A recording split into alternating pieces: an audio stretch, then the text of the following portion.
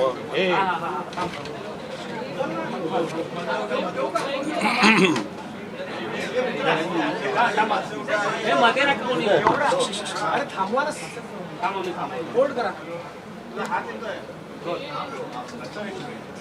एक महत्त्वपूर्ण निर्णय माननीय मुख्यमंत्री देवेंद्र फडणवीसजी, एकनाथ शिंदेजी, अजितदादा पवार आणि मंत्रिमंडळाच्या मान्यतेने झाला।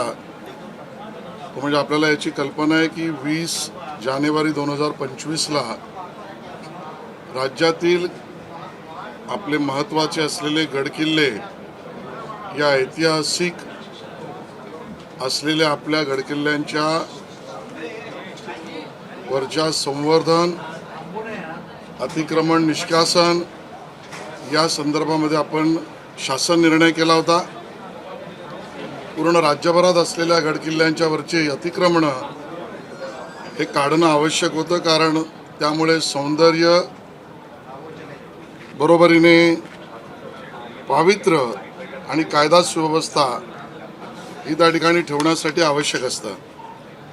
आज नवीन शासन निर्णय कॅबिनेटमध्ये आपण निर्णय केला, त्यामध्ये गड किल्ले राज्यातील यावरील अतिक्रमणाबरोबर राज्य संरक्षित स्मारकं जी आहेत त्यांच्यावरच्याही आणि आजूबाजूला असलेल्या व्यावसायिक अनधिकृत बांधकामं किंवा अन्य अनधिकृत बांधकामं, यामुळे त्याच्या पावित्र्याला, रम्यतेला आणि बरोबरीने कायदा सुव्यवस्थेला आवश्यक सगळी कारवाई या अनधिकृत बांधकामावर करावी असा निर्णय आपण केला। या राज्यस्तरीय संरक्षित स्मारकं म्हणजे उदाहरणादाखल बौद्ध लेणी आपल्या राज्यामध्ये आहेत, काही गडी आहेत, बरोबरीने जन्मस्थानं ज्याला आपण राज्य संरक्षण दिलं आहे, लोकमान्य टिळकांचं असो, फुले साहेबांचं असो, त्या ठिकाणी अन्य पद्धतीची सगळी स्मारकं, याच्या अवतीभोवती सुद्धा पावित्र्य हे राहिलं पाहिजे, म्हणून या सगळ्यावर कारवाई करण्यासाठीचा निर्णय केला। त्यासाठी राज्यस्तरीय समिती केली, ज्या 4 अशासकीय सदस्य असतील, आणि जिल्हा स्तरावर सुद्धा समिती केली, ज्यात 4 अशासकीय सदस्य असतील। चल, धन्यवाद। तुला खाली विचारलं, तुला नाही बोलला, तुला 3-3दा विचारलं मी, तुला 3-3दा विचारलं। याचा अर्थ तू स्वतः डोक्याने चालत नाही, दुसरं जे माझ्या लक्षात आहे।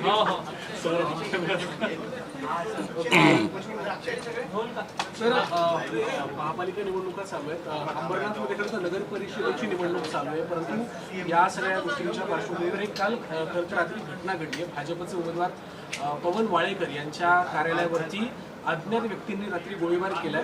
अद्याप तो गोळीबार कोणी केला हे स्पष्ट झालेलं नाही, त्यामुळे भाजपचे कार्यकर्ते आणि पोलीस ठाण्याच्या बाहेर कारवाई दिलाय।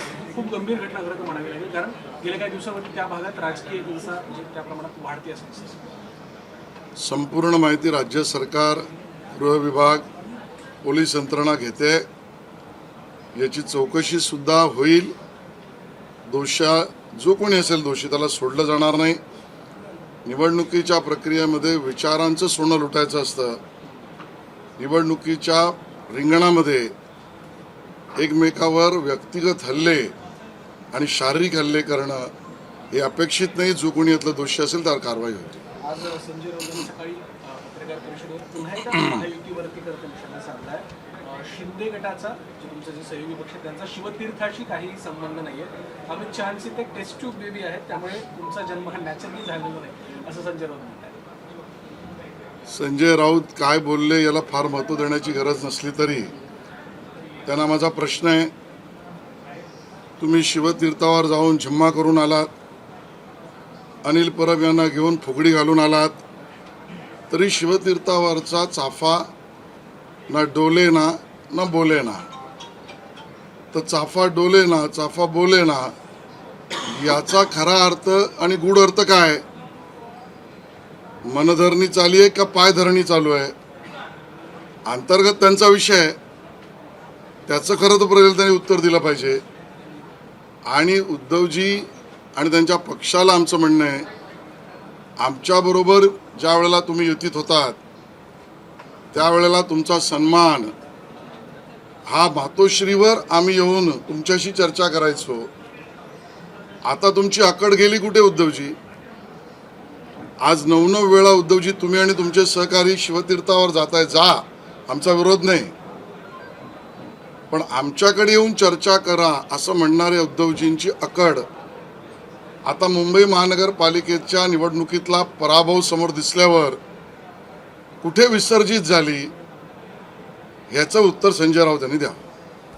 सर अंतिम यही कि जिस तरीके से उद्धव ठाकरे राज ठाकरे साथ में आने की बात चल रही है, संजय राउत कहते हैं अगले 2 दिन में घोषणा हो जाएगी और शक्ति प्रदर्शन भी होगा. पहले ये होता था कि आप लोग मातोश्री जाते थे, अब ऐसा नहीं होता दिख रहा, जाना पड़ रहा है उद्धव ठाकरे. कौन सा दल कौन से दल के साथ अलायंस करे उनका व्यक्तिगत विषय है. जब अलायंस होगा 100 सवाल उनको हम पूछेंगे. आज तो मैं इतना ही कहूँगा, महाराष्ट्र ने देखा है जब शिवसेना उद्धव जी हमारे मित्र पक्ष थे तो उनका सम्मान रखा जाता था.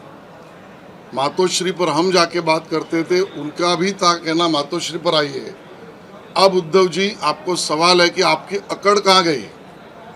9 बार आप और आपके लोगों को शिवतीर्थ पे जाना पड़ रहा है. मनधरनी कर रहे हैं या पांव पूजन कर रहे हैं, पाद्य पूजन कर रहे हैं, ये गुड़ क्या है? इसका पहले जवाब संजय राउत जी दे. पृथ्वीराज चौहान जिस तरह के बयान दे रहे हैं हाल के दिनों में, खासकर सवाल इस पे है कि जब हमने अटैक किया सरकार, भारत सरकार ने जो मुंहतोड़ जवाब दिया पाकिस्तान को, उसके बाद भी सवाल या निशान प्रस्तुत करते हैं. पृथ्वीराज चौहान जी की बयानबाजी, ये दिसंबर का महीना, इसके लिए कह रहा हूँ, इस साल का बिगेस्ट जोक, और इसके लिए महाराष्ट्र में एक बहुत अच्छा कार्यक्रम चलता है जहाँ चुटकुले और जोक सुनाए जाते हैं. उस महाराष्ट्र के हास्य जत्रा के कार्यक्रम में पृथ्वीराज चौहान साहब अगले एपिसोड में दिखेंगे. इसके लिए वो biggest joke of the year ऐसा मैं कहूँगा. एक आखिरी सवाल इसमें जुड़ा हुआ है कि नवाब मलिक को लेकर आप लोग काफ़ी बने हुए हैं कि उनकी जो भूमिका रही उसको लेकर आप साथ लेना नहीं चाहते.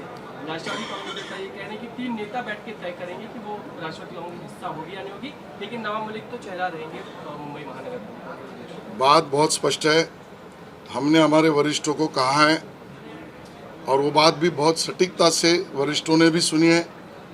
नवाब मलिक, इनके ऊपर जिस प्रकार के आरोप है, उस आरोप के बाद उनके नेतृत्व में अगर मुंबई में अजीत दादा पवार जी का दल चुनाव लड़ेगा तो हम उनके साथ ना बैठ सकते हैं, ना बात कर सकते हैं, ना चुनाव में सहकार या सहयोग दे सकते हैं. हमारा विरोध महायुति के दल को नहीं, उनके नेतृत्व में अगर चुनाव नवाब मलिक के होगा तो हमारा विरोध रहेगा. हम उसमें अलायंस नाही करेंगे. सर, शेवटचा प्रश्न, तुम्ही सातत्यानं भूमिका स्पष्ट करताय की जर नवाब मलिक असतील तर सोबत लढणार नाही, जर नवाब मलिकांचं नेतृत्व कायम ठेवलं गेलं तर राष्ट्रवादी विरुद्ध महायुती हा असा सामना मुंबईमध्ये होईल. ते दिसेलच समोर. आम्ही आमची भूमिका मांडली.